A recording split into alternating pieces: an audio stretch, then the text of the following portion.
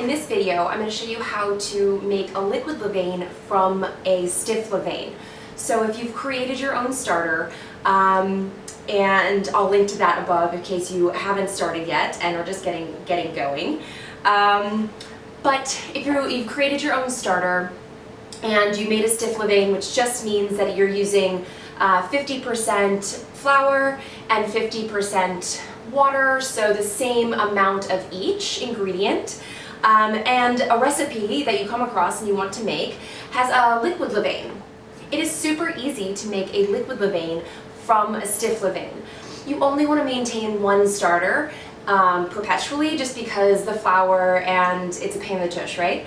So pick one and then use that to make any other ratio of hydration, so any other ratio of water to flour that you need or recipe calls for. And I am going to use my stiff levain here to make a liquid levain for a recipe that I'm going to make tomorrow. So I've got my scale here. I'm just going to use a quart container. You can use a jar or glass, like literally whatever you want. Anyways, so we're going to tare our scale, which just means zeroing it out for the weight of your container. And then I like to start with my water. So for this liquid levain, I'm going to use 125 grams of water.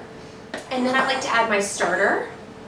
So I'm going to use 10% of the weight of my flour for my starter. So in this case, I'm using 100 grams of flour, so I will use 10 grams of starter. It is the same percentage for my stiff levain. So just go ahead and pour out 10 grams, tare. Pour out 10 grams here.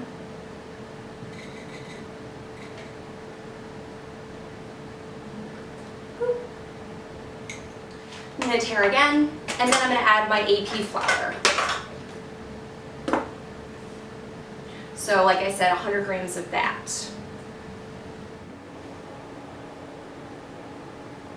And then I'm just going to stir it up.